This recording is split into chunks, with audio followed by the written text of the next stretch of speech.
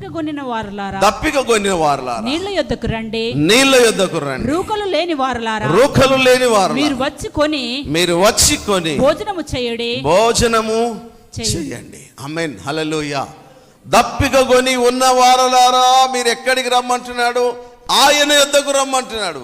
ఎందుకంటే మీ దప్పిక ఏదైనా ఏం చేస్తున్నాడు? దేవుడు తీరుస్తాడు. ఆయన దగ్గర తీర్చలేదు అనే బాధ ఏది లేదు.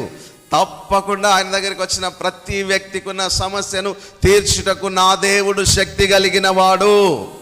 హల్లెలూయా. ఆయన దగ్గరికి ఎవరైతే వస్తారో, అందుకే అన్నాడు, ప్రయాసపడి భారం మోస్తున్న సమస్త జనులారా నా యొద్దకు రండి, నేను మీకు ఏమిస్తా అన్నాడు? విశ్రాంతినిస్తాడట. ఇప్పుడు ఈయన జీవితంలో ఎలాంటి విషయంలో ఉన్నాడంటే స్వస్థత లేదు, నెమ్మది లేదు.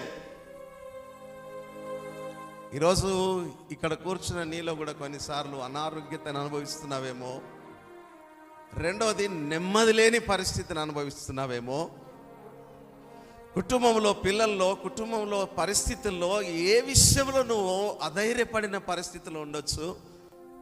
కానీ దేవుని దగ్గరికి రావడం అనేది చాలా అద్భుతమైన విషయం. ఆయనకున్న అనారోగ్యతను ఆయన లెక్క చేయట్లేదు, కానీ నా జీవితంలో యేసు మాత్రమే నా పరిస్థితిని ముట్టగలడు, ఆయన వల్ల అవుతుంది అని నమ్మాడు. ఈరోజు యేసు ప్రభు దగ్గర రావడం గొప్ప విషయం కాదు, కానీ ఈయన నా బాధను తీర్చగలడు అని నమ్మాలి.